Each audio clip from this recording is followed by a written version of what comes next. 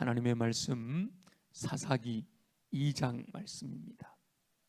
사사기 2장 16절부터 23절까지. 사사기 2장 16절부터 23절까지 함께 한 목소리로 마음을 합하여 함께 봉독하겠습니다. 시작.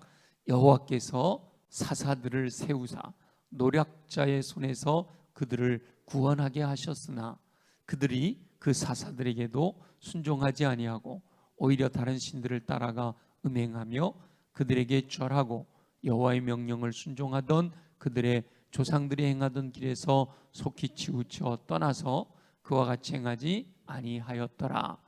여호와께서 그들을 위하여 사사들을 세우실 때에는 그 사사와 함께 하셨고 그 사사가 사는 날 동안에는 여호와께서 그들을 대적의 손에서 구원하셨으니 이는 그들이 대적에게 압박과 괴롭게 함을 받아 슬피 부르짖음으로 여호와께서 뜻을 돌이키셨음이거늘 그 사사가 죽은 후에는 그들이 돌이켜 그들의 조상들보다 더욱 타락하여 다른 신들을 따라 섬기며 그들에게 절하고 그들의 행위와 패역한 길을 그치지 아니하였으므로 여호와께서 이스라엘에게 진노하여 이르시되 이 백성이 내가 그들의 조상들에게 명령한 언약을 어기고 나의 목소리를 순종하지 아니하였은즉 나도 여호수아가 죽을 때에 남겨둔 이방 민족들을 다시는 그들 앞에서 하나도 쫓아내지 아니하리니 이는 이스라엘이 그들의 조상들이 지킨 것 같이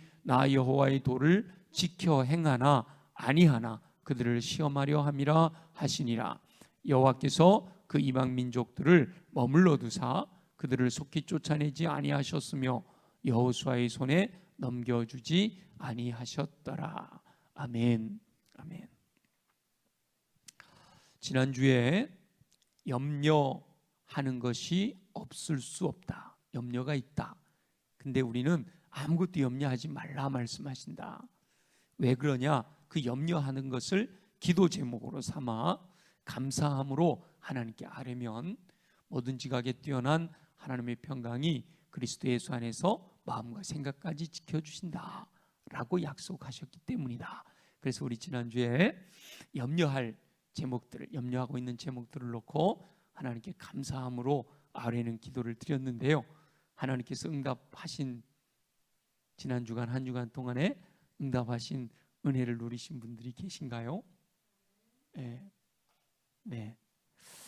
또 손들라 그러면 못 드는 분들이 쑥스러울 것 같아서 응답을 경험하신 분들은 감사하시기를 바라고요, 응답을 깨닫지 못하신 분들은 더욱 믿음으로 감사를 드림으로 진정한 응답을 누리실 수 있게 되기를 소망합니다.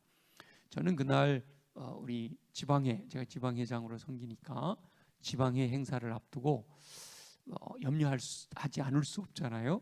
그래서 그것을 놓고 감사함으로 기도를 드렸는데 참 감사하게도 정말 1박 2일 지난해 77명 참석했던 행사인데 이번에 117명이 참석을 했어요.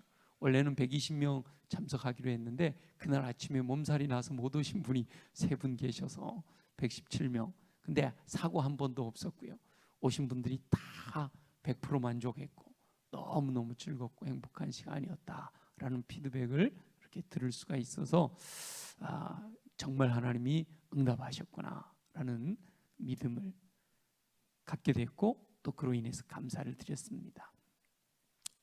여러분도 그렇게 기도하여 응답받은 경험들이 날마다 더 풍성하게 넘쳐나시기를 소망합니다. 우주 만물 천지를 창조하신 하나님은 저와 여러분의 아버지이십니다.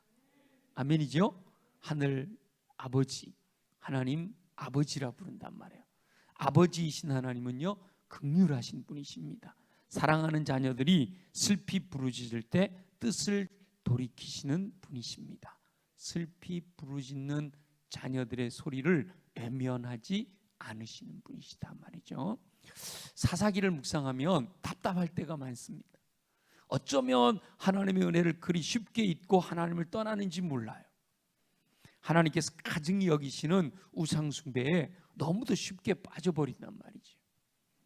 보통 아무리 둔재라도 한 번 빠진 함정에 또다시 빠지는 일을 반복하지는 않습니다. 물론 한두 번 함정에 빠질 수는 있죠. 그러나 계속 반복하여 함정에 빠지지는 않습니다. 실험에 의하면 지능이 낮은 동물들도 반복되는 것에는 길들여지게 되어 있습니다.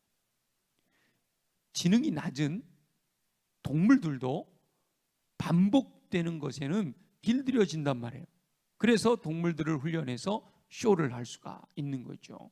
코끼리 쇼, 무슨 돌고래 쇼, 뭐 이런 것들이 가능한 이유가 반복해서 훈련하면 그 지능 낮은 동물들도 안다는 거예요.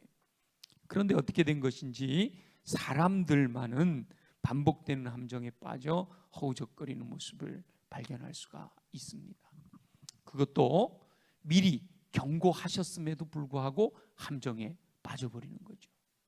하나님께서는 출애굽하여 가나안 땅에 들어가는 이스라엘 백성들에게 가나안 땅의 모든 민족을 진멸해라 라고 명령하십니다. 그것은 이스라엘 백성들이 가나안 족속의 죄악에 빠질 것을 염려하셨기 때문이죠. 그 중에서도 가나안 민족이 섬기는 우상 숭배에 빠질 것을 미리 경고하신 거예요. 그런데 이스라엘 백성들은 자신들의 유익을 위하여 가나안 민족을 진멸하지 않고 남겨두었고 그들의 노동력을 이용하여 부를 축적하려고 했던 거죠. 그러나 자신들의 힘이 약해지고 이방인들의 힘이 강해지니까 오히려 그들의 압제를 당하면서 고통을 당하게 된 겁니다. 예수님을 믿고 하나님의 자녀가 됨으로 새로운 피조물이 된 성도들은 세상적인 영향력으로부터 단절되어야 돼요. 세상에서 살 수밖에 없잖아요. 중님들처럼 저기 산에 들어가서 살 수는 없으니까 세상에서 살아야 되잖아요. 그러나 세상적인 영향력으로부터는 단절되어야 된다. 이 세상이나 세상에 있는 것들을 사랑하지 말아라. 육신의 정욕, 안목의 정욕, 이생의 자랑에 속해 있는 것들을 단호하게 끊어버려라. 그렇게 말씀하셨어요. 그런데 연약한 성도들이 이 세상적인 영향력을 단절하지를 못합니다. 믿음이 뜨겁고 충만할 때는 세상적인 영향력을 이기며 살 수 있어요. 그러나 인간이기 때문에 항상 강하고 뜨거울 수는 없거든요. 그렇게 자신의 믿음이 약해지면 세상에 속한 악한 영들의 영향을 받아 세상을 사랑하는 삶을 살게 됩니다. 그것이 옳지 않다라는 사실을 알면서도 빠져들어가는 모습을 볼 수가 있는 거죠.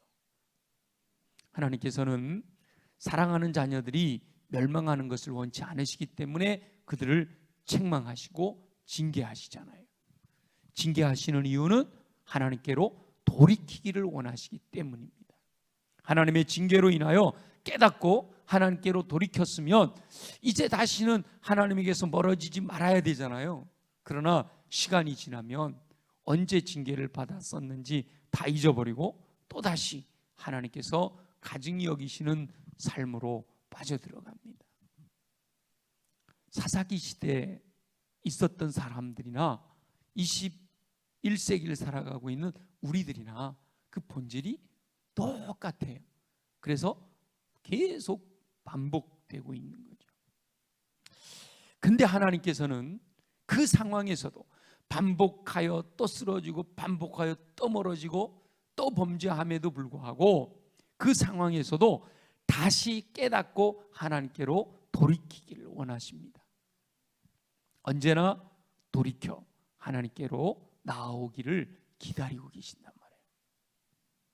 사사기는 하나님의 마음을 정확하게 보여주고 있습니다. 사사기는 반복되는 역사를 다양한 삶의 정황을 통하여 적나라하게 고발하고 있는 겁니다. 사사들의 모습도 다 다르잖아요. 그들의 환경이 다 달라요. 자라온 환경도 다르고 배경도 다르고 다 달라요. 근데 그들을 통해서 반복되고 있는 역사 속에 하나님이 어떻게 그들을 대하시는지 말씀하고 있는 겁니다. 평안한 시기가 지속되면 하나님을 떠나 범죄하고요. 하나님께서는 범죄한 이스라엘 백성들을 이방 민족을 사용하셔서 징계하십니다. 그 징계로 인하여 고통을 당하게 되면 그제야 하나님께 부르짖는 것이죠. 긍휼이 풍성하신 하나님께서는 사사를 보내주셔서 그들을 고통 가운데서 구원해 주십니다. 그런데 이 고통 가운데 구원받은 영혼들은 한동안 사사가 살아있는 동안 평안을 누리게 됩니다. 그러다가 그 시기가 태평성대 평화의 시기가 길어지면 또다시 하나님을 떠나는 삶을 반복하고 있어요. 그런데 놀랍게도 하나님께서는 이렇게 반복하여 하나님을 떠난 백성들이 고통 가운데 부르짖으면 징계하셨던 뜻을 돌이키시고 또 구원해 주셔요. 이게 얼마나 감사한 일인지 모르죠. 사사기는 반복하여 죄를 범하는 이스라엘 백성들을 고발하며 이 땅을 사는 백성들에게 똑같이 동일한 죄를 반복하며 범하고 있는 그들에게 경고하는 말씀이기도 합니다. 그런데 한편으로는 그럼에도 불구하고 끊임없이 용서하시는 하나님의 사랑을 보여주시는 말씀이기도 합니다. 사사기를 볼 때 그 이스라엘 백성들의 답답한 그 죄 안에 빠져들어가는 그런 모습을 보면서 나의 죄악성을 발견하기를 원하시는 하나님의 뜻도 있지만, 그럼에도 불구하고 하나님께로 돌이킬 때, 슬피 부르짖을 때, 그럴 때 하나님께서 뜻을 돌이키시고 구원해 주시는 은혜를, 그 사랑을 보여주시는 말씀이기도 하다는 거죠. 믿음의 사람들 중에요, 착하고 믿음 좋은 성도들이 연약해서 하나님 앞에 반복하여 범죄할 때 여러분들의 삶의 모습들을 한번 보세요. 혹시 내가 연약하여 반복하여 주님 뜻대로 살아가지 못할 때 여러분 어떻게 반응하세요? 스스로 자책하며 낙심하고 절망하여 포기하는 삶을 사는 경우가 많이 있습니다. 양심적인 사람들, 착한 사람들, 자아가 강한 사람들, 그런 분들이 더 하나님 앞에 반복하여 죄를 범하게 될 때, 나 같은 게 이게 무슨 예수 믿는다고, 나 같은 게 무슨, 이러면서 자책하고 낙심하고 절망해서 믿음을 포기하는 삶을 사는 경우가 많이 있단 말이죠. 노력하고 또 노력함에도 성장하지 못하고 퇴보하는 삶을 사는 것으로 인해서 안타까워하며 믿음을 포기하려는 경향이 있단 말이에요. 그것은 너무 착하고 책임감이 강하기 때문에 그렇습니다. 그런데 하나님께서는 자아가 강하여 스스로 무엇인가를 책임지는 삶을 살아라, 이렇게 말씀하지 않으셔요. 가룟 유다가 바로 그런 이들의 대표격인 인물인데요, 자신의 잘못을 뉘우치고 예수님을 팔았다라는 것에 대해서 자책하며 잘못을 뉘우쳤는데, 그리고 스스로 책임을 져야 되겠다 생각하고 자신의 생명을 끊는 극단적인 선택을 합니다. 그러나 하나님께서는 성경 어디를 봐도요, 스스로 자신의 행위를 책임지는 삶을 살아라, 네가 네 행위를 책임지고 그것을 깨끗하게 해라, 이렇게 요청하지 않으세요. 하나님은 어떤 상황에서든지 어떤 죄를 지었든지 하나님께 나와서 회개해라 라고 요청하고 계시는 거예요. 네가 스스로 그 죄의 책임을 져라, 이렇게 말씀하시는 게 아니라 어떤 죄를 지었든지 하나님 앞에 나와 회개해라, 이렇게 요청하고 계셔요. 아무리 예수님을 팔았던 가룟 유다라도 하나님 앞에 진정으로 회개하며 용서를 구하였더라면, 지나간 이야기니까 바꿀 수 없지만 그랬더라면, 그럼 우리가 늘 시간이 지난 뒤에 생각해 보면 생각하잖아요. 그런 후회를 하지 않도록 우리가 미리 주의 음성을 듣는 거죠. 만일 가룟 유다가 그때 하나님 앞에 진정으로 회개하며 용서를 구하였더라면 하나님께서는 가룟 유다도 베드로와 같이 사용해 주셨을 것이라 믿습니다. 예수님을 팔아넘겼던 가룟 유다라도 진짜 회개하고 돌이켰으면 분명히 우리 하나님은 그 가룟 유다를 회복시켜 주시고 그를 들어서 초대교회에 큰 인물로 썼을 거예요. 베드로도 예수님을 판 가룟 유다와 별 다르지 않거든요. 3번이나 부인하고 맹세하여 저주하면서까지 부인했잖아요. 근데 베드로는 나와서 뭐 했어요? 통곡하며 회개하잖아요. 하나님께서 회복시켜 주시는 거예요.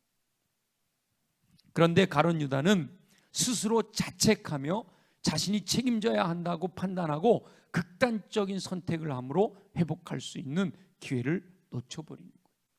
많은 이들이 극단적인 선택까지는 아니더라도 낙심하고 절망하여 믿음을 포기하는 삶을 살고 있습니다. 그러나 하나님께서는 그러할 때라도 하나님께로 나와 슬피 부르짖으라 라고 말씀하셔요. 오늘 18절 말씀, 18절 말씀만 한번 다시 읽어볼까요? 18절 시작. 여호와께서 그들을 위하여 사사를 세우실 때에는 그 사사와 함께 하셨고 그 사사가 사는 날 동안에는 여호와께서 그들을 대적의 손에서 구원하셨으니 이는 그들이 대적에게 압박과 괴롭게 함을 받아 슬피 부르짖음으로 여호와께서 뜻을 돌이키셨음이거늘.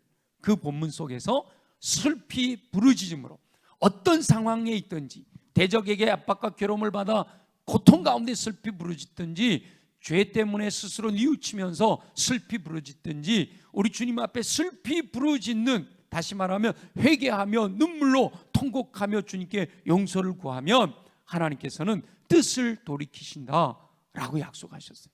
심판하시려고 하시는, 징계하시려고 하시는, 진노하시려고 하셨던 뜻을 돌이키신다라고 말씀하신 거죠. 죄를 범한 영혼들은 하나님의 징계를 받아 마땅하잖아요. 하나님은 공의로우신 분이기 때문에. 그러나 긍휼이 풍성하신 하나님께서는 슬피 부르짖으며 용서를 구할 때 징계하시고 벌하시려는 뜻을 돌이키시고 다시 회복시켜 주셔서 주의 일을 감당하게 하신다라고 약속하신 거예요. 그래서 사사기는 우리가 좀 답답하게 읽잖아요. 사사들도 뭐 엉망이잖아요. 요즘 우리 묵상학원이 입다 대단한 분 같지만 우리가 깊이 묵상해 보면 잡류들의 우두머리고 말이죠, 그죠? 정말 인격적으로 보면 쓰임 받을 수 없는 인물인 것처럼 보여지는 이런 성경을 읽을 때 답답해요. 근데 하나님께서는 이 사사기를 통해서 슬피 부르짖는 백성들의 기도를 들으시고 뜻을 돌이키시는 긍휼이 풍성하신 하나님의 사랑을 전하고 싶으신 거예요. 그렇기 때문에 저와 여러분도 연약하다, 나는 연약한 존재야, 나는 죄를 지을 수밖에 없는 사람이야 라는 사실을 기억하고 긍휼이 풍성하신 하나님께 끊임없이 슬피 부르짖는 기도를 드려야 합니다. 사사기 이후에 기록된 성경도 여러 가지 역사적인 사건들을 기록하고 있지만 하나님께서는 죄인이라도 회개하고 돌이킬 때 하나님의 뜻을 돌이키셔서 용서하시고 하나님의 영광을 위하여 쓰신다라는 사실을 증언하고 있습니다. 수많은 인물들이 그렇게 하나님께 쓰임받는 자, 용서하시고 의롭다 여겨주셔서 직분까지 맡기시고 충성되이 여기시고 능력까지 주셔서 주의 일을 감당하게 하신단 말이죠.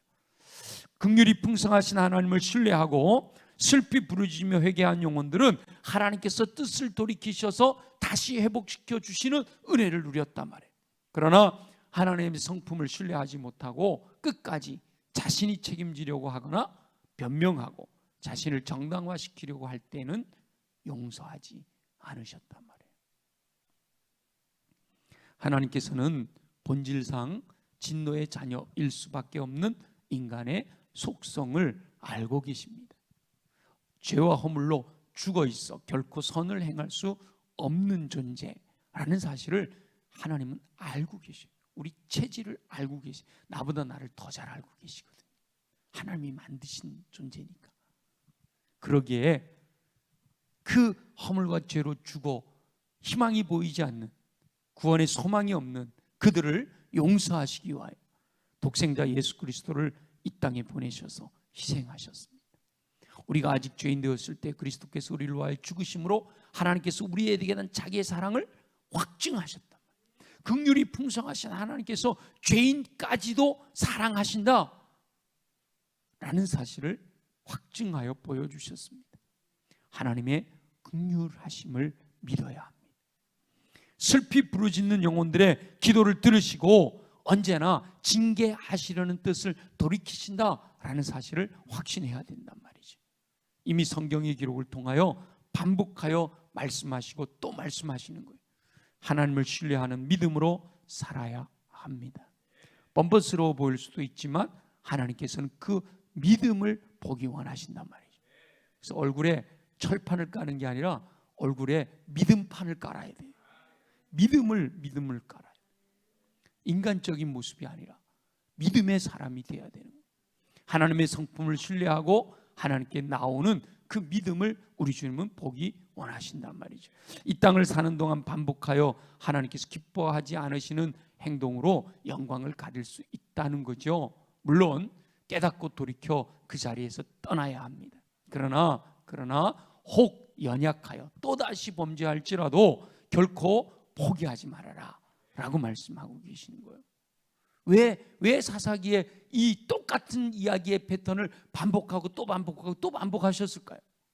물론 그렇게 살아가는 이스라엘 백성들의 죄를 고발하는 것도 있어요. 그래서 우리들을 향해 징계하실 거니까 책망하시고 돌이키길 원하시는 뜻도 있지만, 그러나 그럼에도 불구하고 또 용서하시고 내 너희들 기도하는 거 안 들을 거야 그러시는데 그래도 부르짖으면 또 못 이기는 척 들어주시는 우리 하나님의 마음, 진실함으로 슬피 부르짖어 간구할 때 하나님께서는 뜻을 돌이켜 다시 회복시켜 주실 것을 약속하시는 거예요.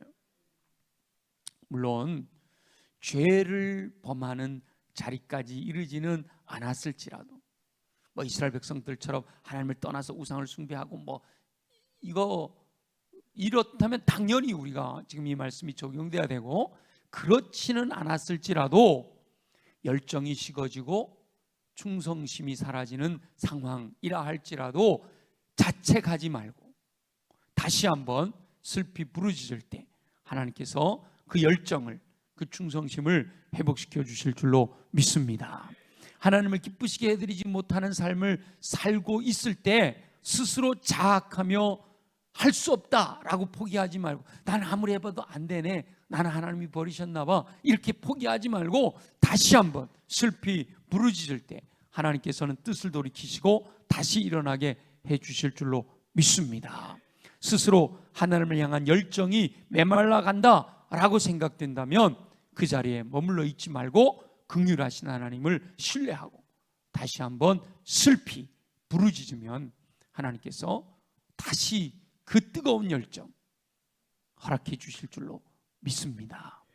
슬피 부르짖으며 회개하는 마음으로 하나님께 나올 때 하나님께서는 언제나 환영하시고 그 기도를 들으시고 다시 회복시켜 주시는 은총을 베푸시겠다라고 약속하십니다. 그래서 오늘은 긍휼히 여기셔서 슬피 부르짖는 기도를 들으시고 뜻을 돌이키셔서 회복시켜 주시겠다 약속하시는 그 하나님의 음성을 내게 주시는 주님의 말씀으로 듣고, 지금 현재 자신의 모습을 하나님께 아뢰어서 내가 혹시 하나님을 떠나 세상을 더 사랑하고 있다면 그걸 주님 앞에 슬피 부르짖어 용서를 구하고, 내 열정이 식어져서 자포자기하고 그냥 그 자리에 안주하려고 한다, 그러면 그것도 또 주님 앞에 고백하고, 열정이 메말라서 아무것도 하고 싶지 않고 그냥 다 포기하고 싶은 마음이 생겼다 하더라도 그 모습 그대로를 주님께 아뢰어서, 나 지쳤어요, 나 힘들어요, 나 포기하고 싶어요, 나 그만두고 싶어요 라고 하는 그 마음을 그대로